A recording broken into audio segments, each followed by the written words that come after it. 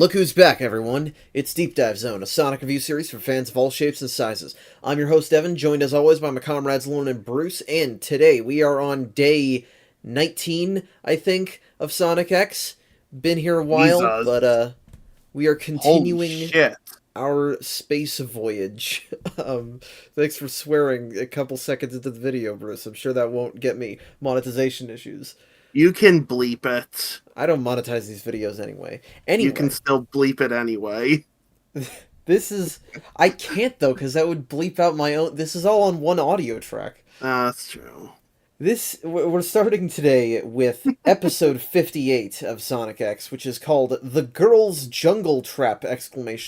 Or Desperately Seeking Sonic in the dub, which I feel like that could describe a lot of episodes. I feel like that's a pretty Yeah. vague title for the dub. Yeah. I just realized, is it right to call it a dub? Well, Because wasn't it original? Wasn't it first? was it produced in English originally? Was the third season originally produced in English? I don't think it was. No, the whole show was made in Japanese first. It just, the third season didn't air until 2020 in Japan. Yeah, but it still came out on, like, DVD and stuff. Yeah. Oh, I misunderstood the situation. Okay. And technically both versions are dubs because anime is produced animation first, voices after, I believe. Well, yeah, of course. Oh yeah, that's true. Well, you say, I of think course, that's how not animation- how they do it in American cartoons. No, I thought it was. I'm pretty sure it's not, because... Because American... Like, that's part of the reason that lip flaps sync so differently in some cartoons versus others. That's also that why, does- like, that Akira does explain a looks lot. so fluid, is because it's a Japanese film, but they synced it... They did the voice work first.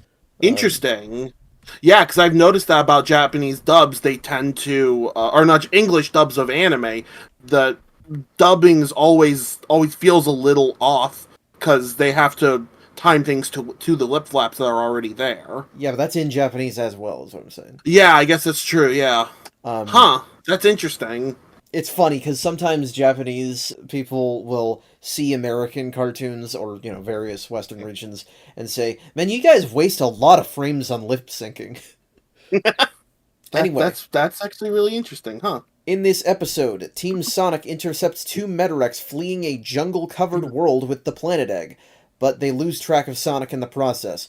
With one Metarex still on the loose, Amy leads a group of Cream and Cosmo to find the lost egg. It's another planet.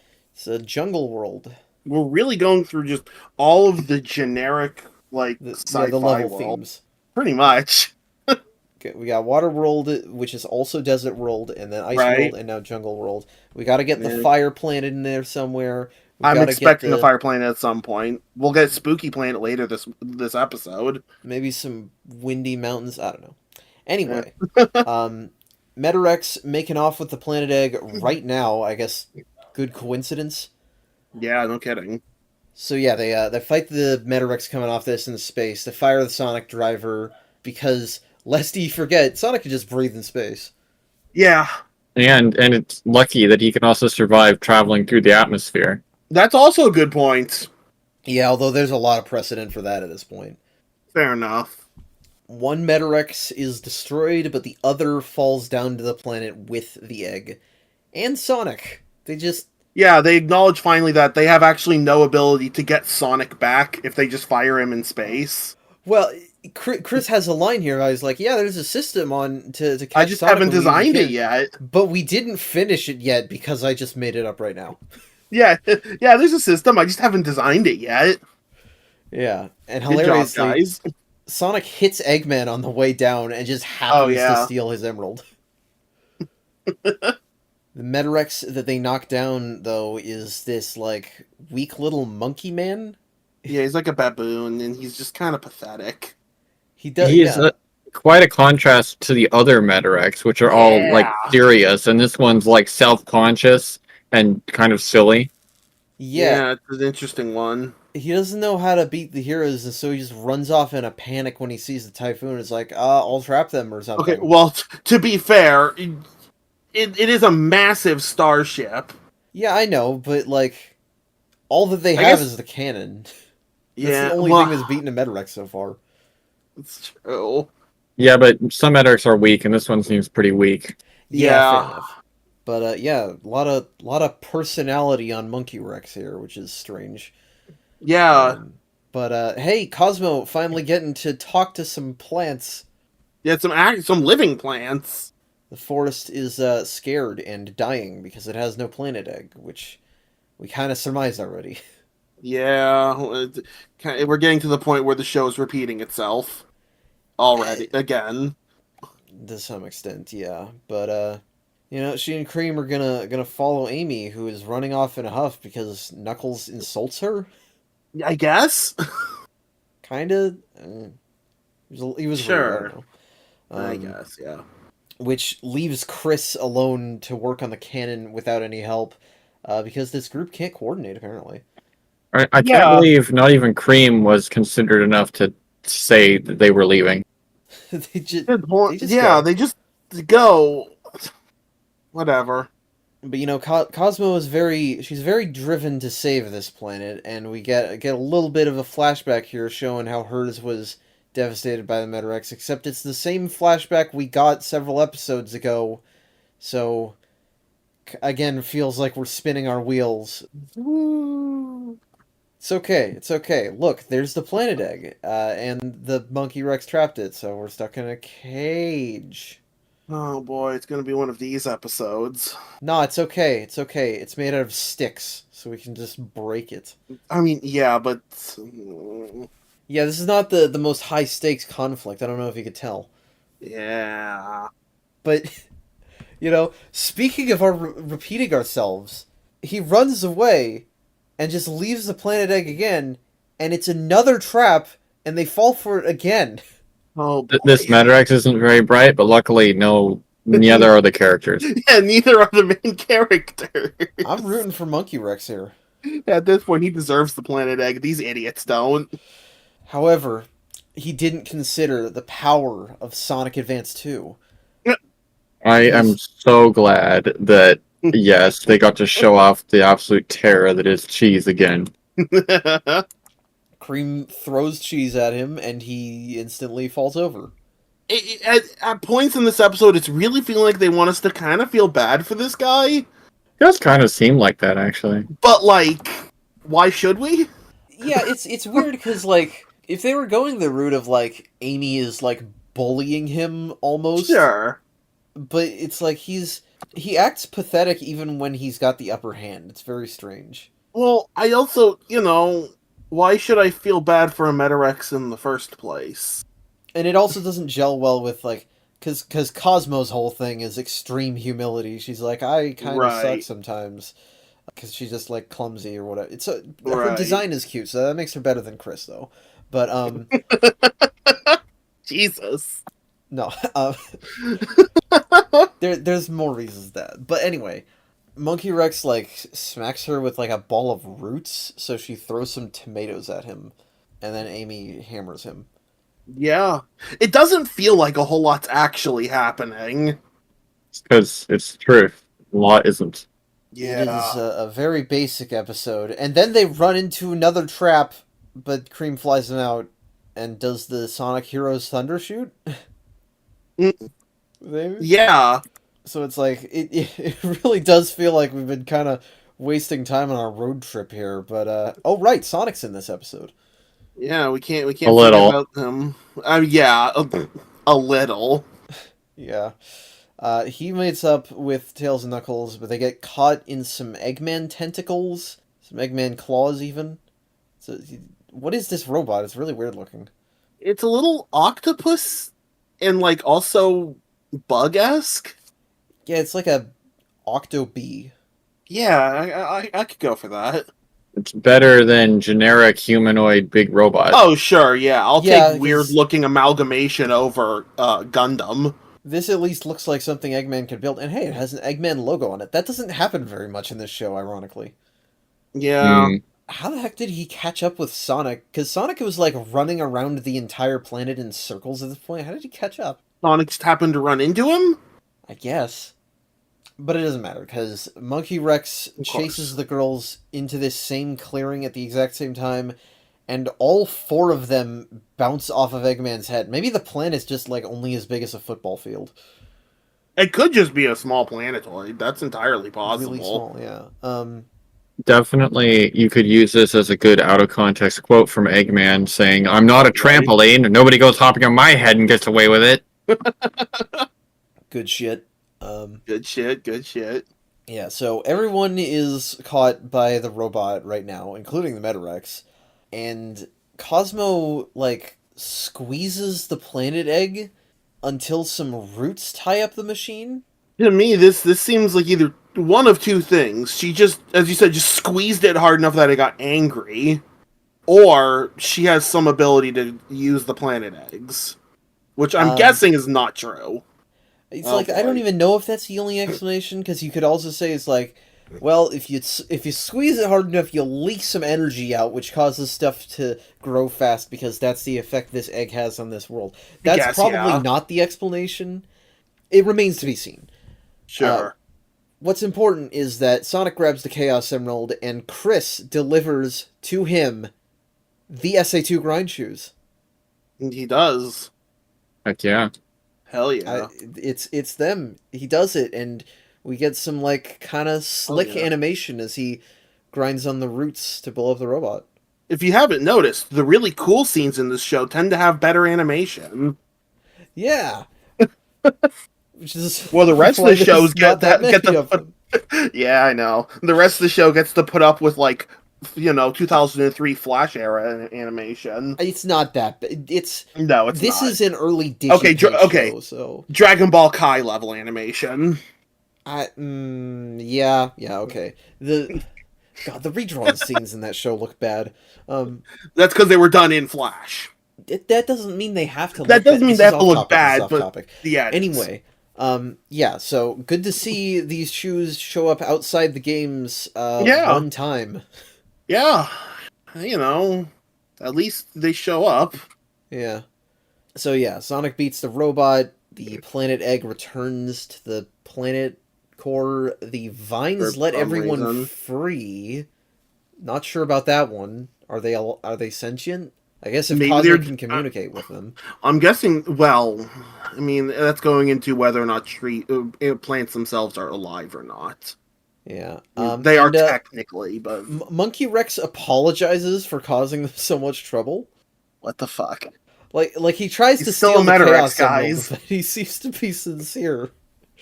Yeah, This guy gives off the impression that he doesn't really want to be, like, waging war on the universe, but he also, like, doesn't have enough confidence to, like, not go with it either. Yeah, I mean, he seems like only, like, partially, like, indoctrinated. Which is strange. It reminds me of the teacher robot from episode 4 or whatever. Yeah. It's a robot that clearly has a personality and, like, opinions and stuff. And they still just blow him up. Yeah, I mean, hey, he tries to steal the Chaos Emerald. He must die. This one's better than the teacher in that he's actually a villain, and, like... Sure, the teacher was really not a villain for most of that episode. Yeah, so, yeah, kind of an all-over-the-place episode. Holy crap, yeah. It was clearly working to bring Cosmo together with Amy and Cream as friends. Yeah. Which... I mean, I appreciate the gesture, but I don't feel like they really got to know each other. Well, the thing is also, we haven't seen enough of Cosmo yet. They haven't given her enough of a personality. She's been rather passive, yeah. Like, if they were just give Cosmo more of a personality, that would help so much more in them trying to develop relationships with other characters. They've brought too many people on this space voyage is what's going on. She should be... yeah. I don't even know why the hell Cream is here, because, like, at least... Well, realistically, she should have been the replacement for Cream. And Chris. Well, yeah, but we're never getting rid of that little bastard. Yeah. I don't know. I appreciate the gesture, I like the Grindshoes and that animation, and I can leave the rest. It's average at best with a really cool action scene. Basically. But let's move along here to episode 59, Chaotix Go Into Space, or Galactic Gumshoes. Oh, I like that name. When the Thorndike family sends a massive pile of care packages to Sonic's side of the gate, Vanilla hires the Chaotix to travel into space and deliver them to Chris, in addition to making sure her daughter is doing alright. I guess this is why we had to have Cream on the crew. Right, okay. It was all part of the grand plan. This is why we've been part of the reason, at least, we've been cutting back to everyone on Earth. They can't follow him to Sonic World, or space, I assume, Dimension, whatever. But they can send him stuff. Now... Sure, why not? How that works, I don't know, because you can send him objects, but not anything alive? I guess they don't fully understand how the system works. So, I don't know how it's worded in the original, but the way Chuck describes it is Chris specifically made it so nobody can go through except him. Yeah, that's fair. He brought, his clothing, so objects are also exempt, I assume. Yeah, so to be fair, Chuck says the same thing in Japanese. He says Chris locked it down so no one can follow him. But what does it mean to not be able to go through? Does it turn off? It just won't work if it detects somebody else, I'm guessing. I guess, yeah, inanimate objects they'll send through fine, but... Well, how did they push that stuff through? Does it, the centimeter of their finger that touches the portal just cuts it off? These robots. Oh, okay. He's a forklift, I don't know. One of them's probably It makes enough sense to me. Alright. Well, how come all this stuff didn't get de-aged by 6 years and turned back into the raw materials it's made out of? That was going to be my working theory is still that it's not have something to do with something particular to do with Chris going through. Or Chris, yeah. Next question. Why does it come out of the Emerald altar when the Emerald's not there? Because that's the connection point? I don't fucking know. Yeah, that's just where it was last set to go. And they assume, well, wherever Chris went, let's put him there. Well, so it doesn't have anything to do with the Master Emerald itself? No, it's just a point in space. Why was the Master Emerald... That'd be my guess. He could have... Then? Was it just Knuckles' alarm going off? Yeah, sure. Knuckles' iPhone alarm was going off at the same time. So Chris may have locked on to the Master Emerald because it was a handy point. You know, lots of energy there. Home in on that. And then it was just left there, coordinate-wise. That makes sense. Alright, fuck it. A giant, massive pile of crap goes through and lands on top of Vanilla. That's what the show's Why was Vanilla standing there? Knuckles left her as Guardian of the Master Emerald. Ah, yes, Guardian of the Master Emerald that isn't there. Guardian of Angel Island, I don't know. Guardian of Angel Island that is not important at the moment. What about Echidnaopolis? She's got to make sure... No, we don't talk about Echidnaopolis. She's got to check on Remington, everyone's favorite character. Actually, I don't dislike Remington. But I was trying to make fun of him, but he's fine. Yeah, there's other echidnas you can make fun of. Yeah, like Bimmy. Exactly. Poor Bimmy. Poor Bimmy. Did we see that he was in the egg grapes already? Yeah, we did. Okay. One of us pointed it out. I don't remember who. Rip Bimmy. Anyway, Rip Bimmy. Shouldn't Chris already have been gone twice as long on Earth as he is in Sonic World? Yeah, but we don't know how long that he's been gone from Sonic World. Yeah, it's not like these have a well-established timeline. I mean, they say 6 months to 6 years, so I guess whatever. Who cares? Yeah, that we're thinking Why are we too hard about this? We're thinking too hard about it. Anyway, to be fair, we have a habit of doing that. Unless it took a really long time for someone to check that he was still on Earth, those packages should have arrived near the same time they left. Anyway, Vanilla thinks the best thing that she can do about all this is call the Chaotix. They're her handymen, I guess. She's got them on retainer. Yeah, these guys are still goofasses. Charmy drops the phone on Vector's head, so he screams in his face and makes him cry, and then he stops after being asked exactly once. And then they grind pepper on SBO's head. I know we already pointed this out, but just to absolutely confirm it, Vector directly addresses Vanilla as Cream's mom, so that is her name. Yeah, I guess her name is... Has anyone actually called her Vanilla in this show? Nope. I don't remember. We talked about this. It hasn't happened. That's right, yeah. Yeah, so yeah, her name is just Cream's mom. Alright, well, there you go. Yeah, she hires them to go into space and check on Cream. Why did you even let her go? And deliver Chris's stuff. And Vector's like, yeah, sure, that... These guys who struggle to pay rent every month are gonna be able to get their own spaceship. Well, maybe Vanilla has a lot of money, and you know... Or maybe Vanilla has a spaceship. Or maybe Vector is that desperate for companionship. That's probably also true. Now, how they'll get into space, that problem is already solved. Because the Thorndike family answers all of this by sending a giant spaceship through. How'd they get that spaceship through the machine Chris built? Why did they think it was a good idea? Why did they do it in the first place, actually? Because the gate problem, we saw Eggman fly the whole ass egg carrier through. That's true, yeah. It's probably some sort of gate, but something like that. So it's some vortex or something, whatever. But it's like they just assume what if Chris needs a spaceship? Let's build one and give it to him. Yeah, let's shove one through. Well, they sent a bunch of Chris's personal items, and so maybe he just has a personal spaceship now. We don't know what happened to those 6 years. He is. Maybe he got so. I mean, maybe he went to the Ark himself during those 6 years to get the schematics for the air shoes. Oh yeah, sure. You know what, actually, sure, why not? It's lucky they didn't crush anyone when that spaceship dropped down. Yeah, that's a good point. But meanwhile, what the fuck are you idiots doing? Sonic just floats off into space because he's running around being bored? Sonic, you can run inside the ship. You don't have to run outside of it.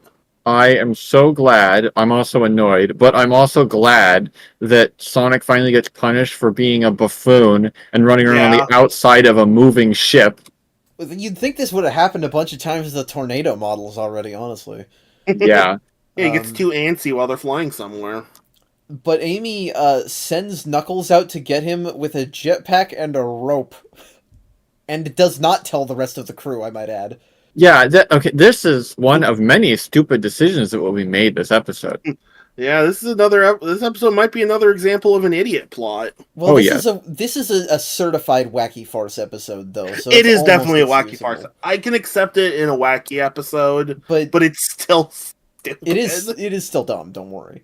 But yes, as Chris points out, we have space planes, Amy.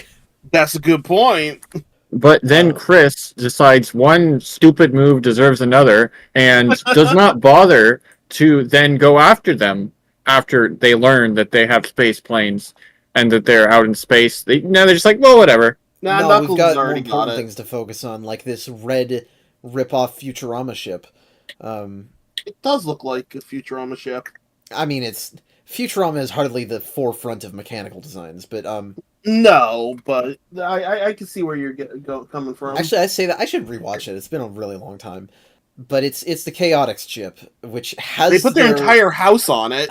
Yeah, or office? How did they do that? That's a good question. I guess it got pulled out of the ground and sent to Earth after the SA2 arc. So yeah, maybe it just has a really loose foundation, and they can just pick it up and move it if they have to. I mean, with how much they struggle with money, they probably can't afford a good foundation. It's a blow-up house. Ooh. So, yes, they see that, and they don't recognize the Chaotix house, which I guess they've never been there, so it makes sense. No, they didn't see it, so that would, I guess, make sense. But they assume it must be dangerous. It might be a metal. Why not just hail them? Who knows? It is later revealed that the radio isn't working, but they don't even seem to try at this point for some reason. In fairness, we do know from prior experiences the Chaotix are terrible with computers, because you remember all that shit in Shadow the Hedgehog. True.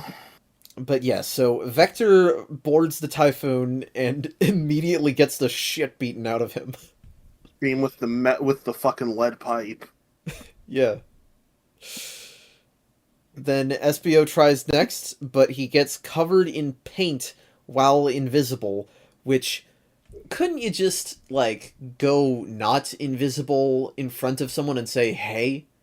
Although now that I'm saying it, SBO was in the first Chaotix episode, but he was stealthy the whole time until he got beaten up, and then he wasn't in the room. I don't think they've ever met SBO. No, but they've met Vector, so why did they just immediately beat his ass? Well, they didn't check to see who it was. So then no one noticed while they were beating him that, oh, we know this man. No, because of the cartoonish cloud. Yeah. Well, and let's be honest, 4 out of 5 of these people are the types who would completely just close their eyes and swing violently randomly. It's fair enough, I guess. While Amy we're questioning, and Cheese would keep their eyes open. Yeah, but Amy is still violent, so you know. I have another question, which is, Espio wears shoes, do they not? Yeah. Yeah. So that means that their shoes can turn invisible with them. So either they're specially designed shoes, or like objects in close proximity also turn invisible, which that doesn't work. So I guess he just has special shoes that turn invisible. Maybe it's just objects that are touching him? Well, but then the paint should turn invisible is the problem. That's a good point. Plot device. Or plot reasons. My brain is thinking, what happens in The Incredibles? In The Incredibles, it doesn't work except when she has a specially designed suit. That's right, She yeah. disappears when she touches it. And she never gets covered in anything. They see her move through, like, sand and water, but that's distortion and... That makes mostly sense. Don't know how that works. Yeah, that's an interesting one. That's minor, though, because, I mean, like, stuff does that. I'm thinking about, like, the invisible guy from Dragon Ball that Yamcha has to fight. Oh, yeah. The fucking Bulma tit nose blood strategy. Anyway, the last one is Charmy, who goes head to toe covered in armor and protection, but that makes them think that he's a robot, and so it doesn't help anything. Guys, you've seen Metarexes. He looks nothing like one. All Metarex seem to have varied designs, though. Yeah. Yeah, but none of them... They all share some similar design aspects of that a lot of Japanese mecha do. And none of them have looked really like this. Also, he's wearing a fucking face mask. You never know. I do like that between all of these, it's just the heroes like sitting around eating cake. It's awfully casual for this supposed invasion. Also awfully casual when Sonic is still floating off in space. Knuckles has got that handled. Well, I'm trying to think, would Sonic and Knuckles being here make the situation worse? Potentially. Knuckles might. Sonic also might, actually, in this show. Sonic wouldn't, yeah. Sonic in this show, I think, very well could. Yeah. Yeah, so the Chaotix just kind of leave in tatters, but they didn't consider the fact that Tails is out for fucking blood and takes the X-Tornado to continue fighting them.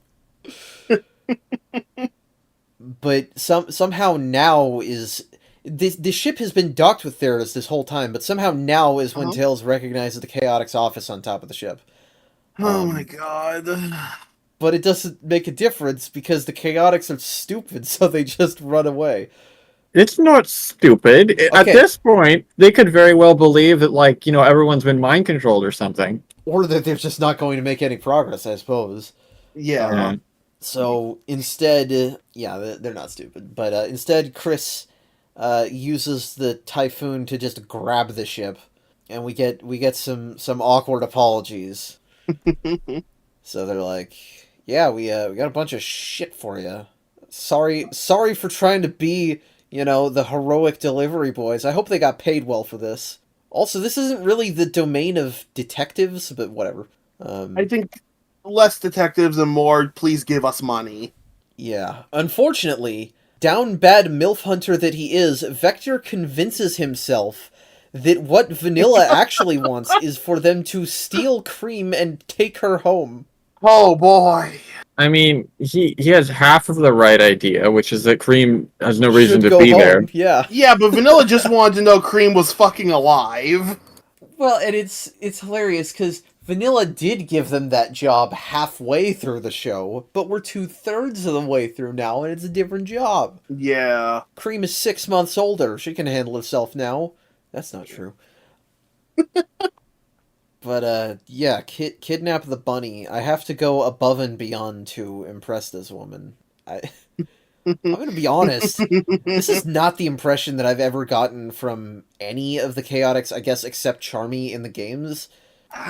Every character here is acting out of character. To be honest, that seems to happen a lot in this show. I mean, you say that, but there's still plenty of moments in this show where it feels like, yeah, that's what Sonic would do, that's what Tails would do. This whole time, like, Vector is kind of the worst. I mean, he's hilarious, but he's kind of terrible. I would say it's a solid, like, 60-40 split. Like, a lot of the time, yeah, I can see the characters being like, yeah, okay, they'll do this. Yeah, but Chaotix, there's plenty of times. Like, if you're a fan of the Chaotix already, you might find this show to be kind of disrespectful to them in a way that it isn't toward the others. At least not in a way that SEGA normally is. Sure. But it's like, Charmy and Espio remark, that's not what they asked us to do, but they go along with it anyway. Yeah. But it's okay, because somehow Cosmo manages to stow away inside the sack they use to kidnap Cream. There's like a Dark Souls combat roll into it. Yeah. Very impressive maneuvering. But yeah, she just messes around dodging Vector until the Typhoon grabs the ship again. And Kidnapping doesn't pay. Also, Espio blows up the house with exploding shuriken, which he has for some reason. He's a ninja, that's fine. I don't know how exploding shuriken even work. Is that a thing? I think I've seen it in probably other anime. Yeah, I mean, it's a thing in Naruto, but... I don't know. Yeah. Anyway, this episode feels like it has to take place over the course of, like, at least an hour or a couple. Yeah, it's like maybe an hour or two. Which means that Knuckles and Sonic have been out in open space for quite a long time. Fine, they can breathe. Yeah. Okay, but has the ship just been suspended in place? No, they've been going forward. You can see them moving forward. How fast was he going that's how it takes to catch up to him? Yeah, I mean, Sonic. There's no way that they're not lost in space at this point. It doesn't make any sense. They have a GPS. We have a rope, remember? Wait, is he attached to a rope? Well, but Sonic isn't attached to a rope. And Sonic just goes off seemingly in the direction Knuckles came from. Well, I mean, I assume the rope is to get Knuckles... Yeah, it's weird, because, like, Knuckles gets to Sonic and gives him the jetpack, so I assume he then uses the rope? Well, Knuckles, yeah. Yeah. So, yeah, Vector created many problems. I think that's what the thing is that here Vector is always the cause of their problems, whereas in the games it seems like Vector is the one holding the team together. But Sonic gets back, and he's like, what the fuck are you idiots doing? This is stupid. You guys are dumb. I wish he said that. Yeah, I mean, he's mostly just... Yeah.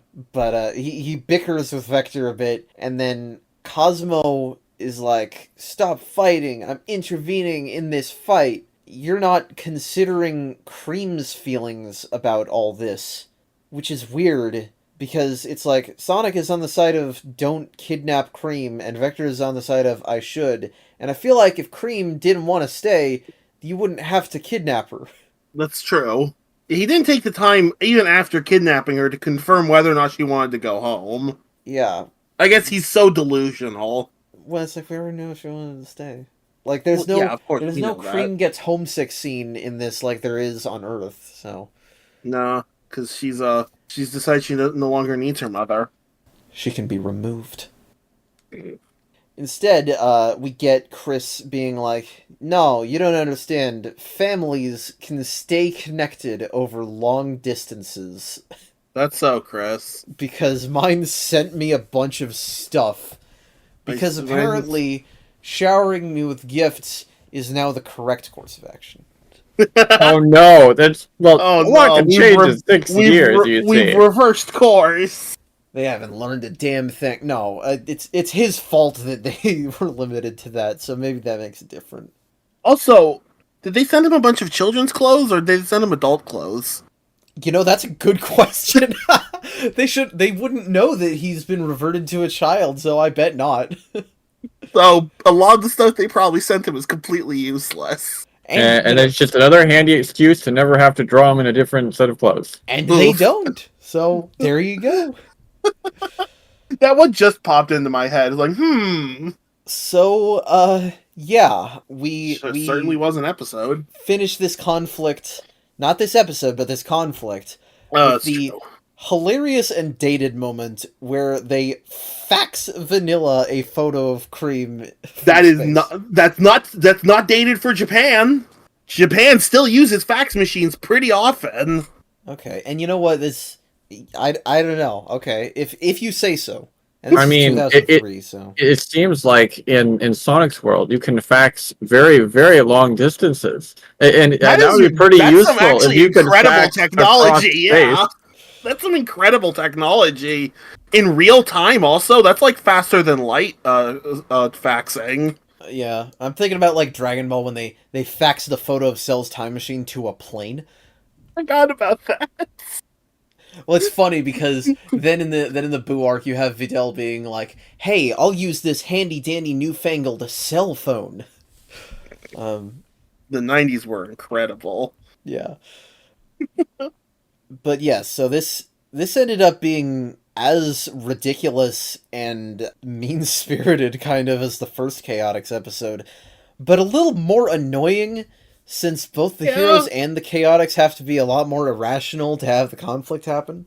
Well, it also feels more like a waste of time, because the heroes have actually important shit to do. Yeah, we're actually on a mission here. In the first part, it was just like, maybe we'll get the Chaos Emeralds or something, I don't know. I mean, I guess, to be fair, that's still what they're doing. They're still going around looking for Chaos Emeralds, but they're also having to save planets, so yeah, it feels a little less understandable. Yeah, and I don't know how much I like seeing the heroes beat the shit out of something they don't even know is a Metarex, or Vector trying to kidnap a child because he's horny for her mom. Yeah, that was especially. But anyway, here's a random cliffhanger that has nothing to do with the rest of the episode. Is the best part of the episode. Yes. I mean, yeah. Rouge is on Eggman's ship, and she finds a secret cryostasis pod. I wonder what could be in there that is always in cryostasis pods in this series. I wonder. It's good old Snively. Oh god. Yeah, that's happened before and it will happen again. It'll Listen, if that was Snively, that would turn this show on its head. I would love it. That would be wild. Absolutely insane, of course. That would be fucking wild. That was back before Sonic Prime came out, when all we knew was it has a multiverse. That was what people wanted, was it to be, across the Sonicverse or whatever. Oh, yeah. That was never going to happen, but okay, go off. No, because there's A, too many continuities, B, too many rights issues, and C, Sega doesn't like anything they don't have, Japanese control over, but... Right. Anyway, let's move on to episode 60, The Rebirth of Shadow, or Fuck yeah, in the dub. Another Chaos Emerald is detected on the dead space outpost of Hobidon, but Eggman and Rouge's attention is on the mysterious cryostasis pod deep within Eggman's ship. When Sonic, Knuckles, and Amy are attacked by a powerful Metarex, their hero is somebody nobody could have expected, except for maybe people with eyes. Except people who watched the last episode. Except people who read the title of this one. Also that. So, we begin with a lengthy recap of all the stuff with Shadow that Chris experienced. Very necessary. It is excessive. It's like 2 or 3 minutes long. Okay, it's necessary if you're watching these, when they, in the time they actually aired, because this would have been, all that stuff with Shadow would have been like, 6 months prior? Or like a year prior? Several episodes. It's like a solid 30-some episodes prior.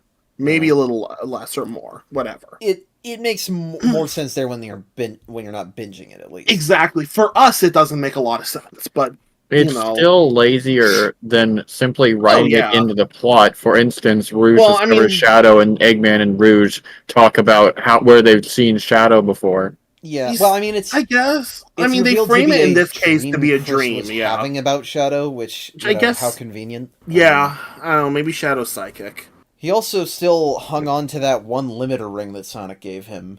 I was literally just wondering about that while they were doing the flashback. I guess he brought it with him. And I can understand that being an important thing that Chris would have. Well, that was just something that they sent to Chris, because you never know, he might need it. Fair enough, I guess. Yeah, so Rouge approaches the cryo chamber, and apparently there was a Chaos Emerald stuck in the top of it. It's just, okay. I mean, Eggman did get an emerald, so I think. Yeah, but I mean, Did what's he he? doing there? Power. Powering the cryostasis, I guess. Yeah, fair enough. That would be my assumption. You know, Shadow's I thought that was pretty much the case. Yes, Shadow's powerful enough that you need at least one Chaos Emerald to keep him in cryo sleep. Well, that doesn't make sense. He was already in cryo sleep though. Anyway, yeah, Shadow's in there. Yeah. Yeah. And Eggman he comes in and is like, yeah, I knew you've been on this ship the whole time, by the way. So, what? What was the point of all those plans then? What was the shenanigans? He was just being entertained and wanted to see what would happen. Yeah, that's probably the best explanation, honestly. Listen, if this turned out to be like a gambit of Eggman's, like he thought that following her plan could get him the emerald on the water planet, or that he even already knew the red one on the ice planet was a fake, be 100 million IQ play. I don't believe that, but you know.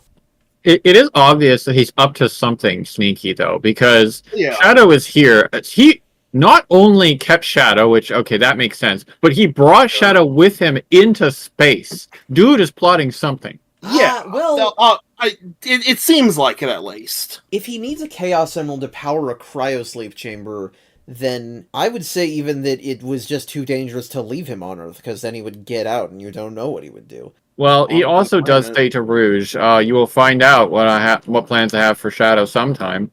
Honestly, though, it just seems like he really misses the SA2 gang. Yeah. Fair enough. So do I. He does decide to let the robots in the know about all this, which I don't know why he was keeping it from them. I guess they would have blabbed otherwise. But yeah, Eggman's like, don't touch Shadow. I'm busy. Mm. So, yes, we approach Hobidon, a desolate something. I don't know if it is like a full planet. I think it's a planet. Yeah, I think so. But the planet egg here is long gone. It was already taken, so it is desolate. This is an actual dead planet. Yeah. But, you know, they think the emerald's gotta be here, so we gotta hop off, take some teams. We got Sonic, Amy, and Knuckles on one side, Chris and Cosmo on the other. That seems a little unbalanced. You've put all your power classes on one side and all your supports on the other. Yeah, at least the Knuckles with Chris and Cosmo. Yeah. And it's like, you know, very telling because the spiky kids, they just screw around arguing most of the time. They don't get much done before they go in the haunted house. Yeah. Like, there's this bit where they're walking across, like, a bridge in the mud, and Knuckles, like, tries to stomp on it because Sonic doesn't want to get wet, so he tries to knock him in. Yeah, we're just abusing Sonic. Which I believe got cut out of the 4Kids version. This was one of the episodes where I tried to make a cut of it that used the 4Kids dialogue over the Japanese backing, and I didn't know what to do with that scene because there was no dialogue for it. Mm. But yeah, we have a haunted house here. We're gonna see a return of Boom King Boo, or King Boom Boo. I wondered, but apparently not. But there are spooky things happening. They rearrange rooms and doors. They keep the heroes from leaving. Ooh, spooky! It's like a Lethal Company map. No, it's not. But okay. Not really. They don't actually rearranging doors in that game would kill you instantly because you just have. Oh yeah, that would be a terrible idea. Never mind. But the real spooky is happening to Chris and Cosmo because it's the horrors of intergalactic space war. War is hell. Which is to say, Cosmo is clumsy and accidentally uncovers a message from the people that used to live here, which is this lion guy. Fair, they were looking for that, so it's clumsy but also effective. This lion guy is very almost a Sonic character, but not quite. Yeah. He looks like a Sonic character to me. It looks like an Archie Sonic character. That's true. For me, it's the fact that he doesn't have a distinction between his muzzle area and the rest of his face. That is a little odd, but he gives me Archie vibes. Yeah, he like does. This guy would be a freedom fighter. Yeah, like one of the extra comic original freedom fighters. Yeah, exactly. Put him in the bin with Mina and Jeffrey, which neither of them are technically. You know what I mean? Yeah. Why did you choose those two of all characters, by the way? They're just the most prominent Knothole inhabitants that my brain went to immediately that were made for the comic specifically.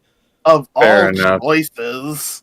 But yes, two of them that are not actually freedom fighters. Also, conveniently, they refer to this place as a space colony, which I'm pretty sure you're just a colony on a planet, but... No, this was an orbiting space colony.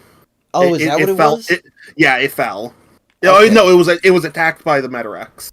Okay. Well, that makes it even more parallel to the arc, which I guess is the reason that Chris starts talking about Shadow, even though he was already thinking about him, but whatever. Who isn't thinking about Shadow? Right now, with the Sonic Movie 3 trailer just out, not a lot of people. Perfect timing to watch this episode.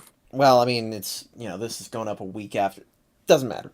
Well, we're still watching it the same week, though.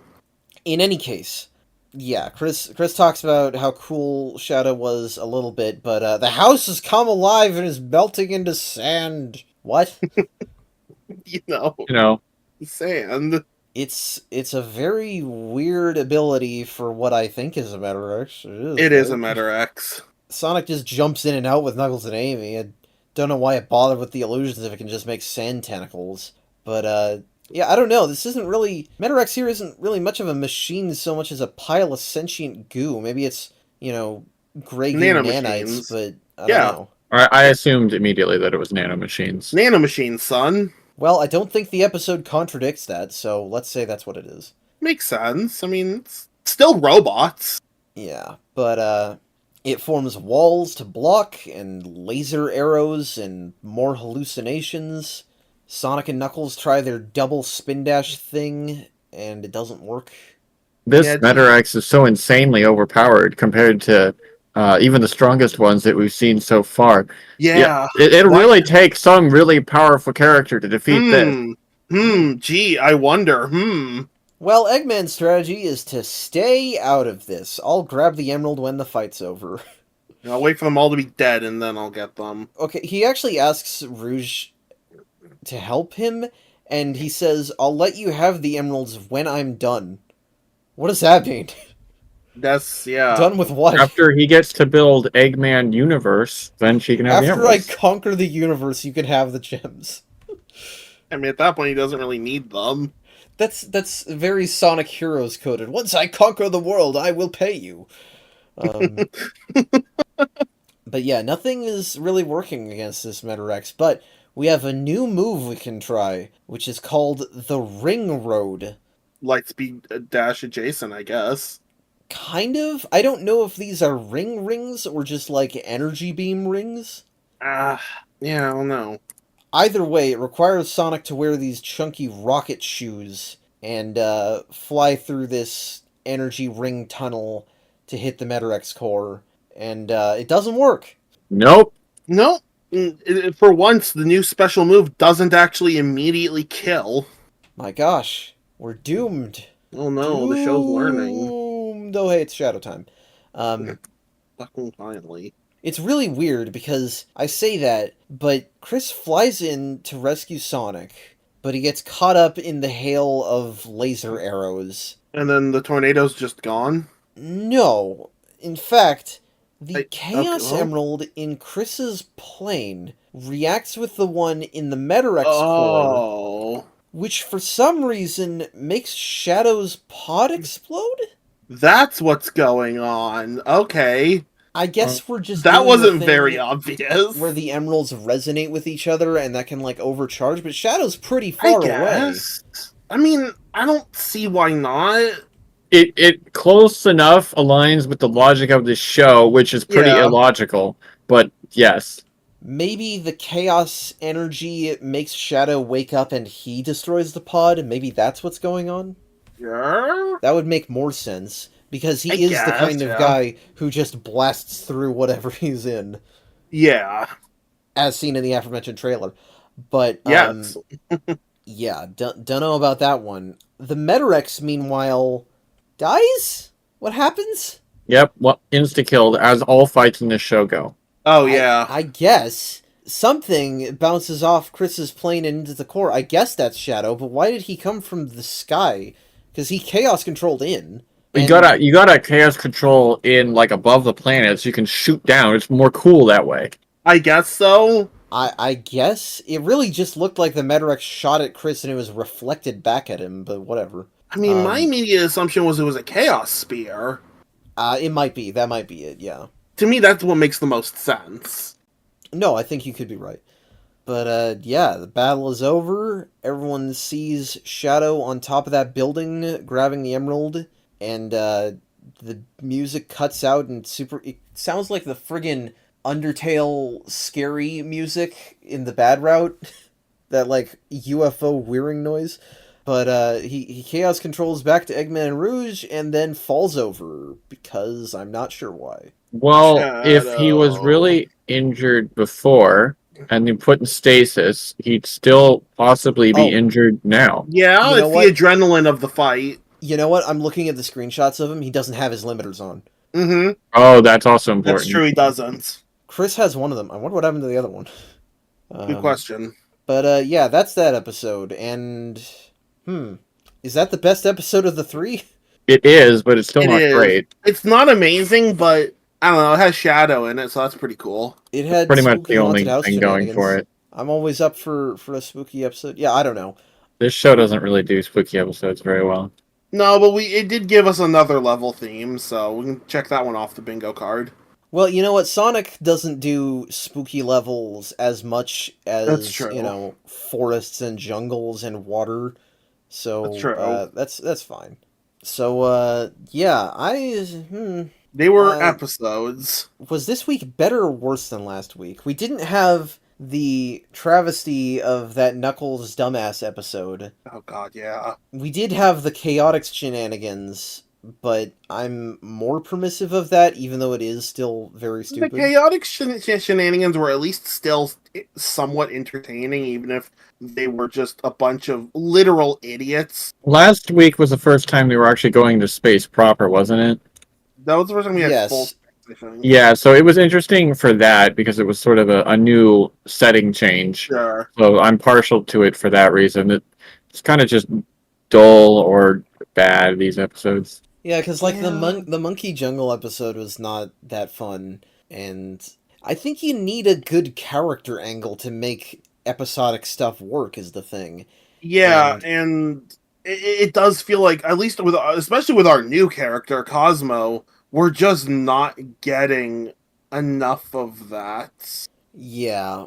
So, next time on Deep Dive Zone, hopefully that will be rectified somewhat. I know one of the episodes should do that. Whether it will, I don't know. It should, though. It would be correct if it did. But with all that said, yeah, still mixed opinions, I suppose. So that is where we are going to be done for tonight. Thank you guys for watching. If you like this episode, please feel free to like, share, comment, and subscribe. And if you have any questions, criticism, comments, or feedback, you can reach us at any of the links in the link tree in the description. Hope you have a great rest of your week. Hope you have a great rest of your night. And take care.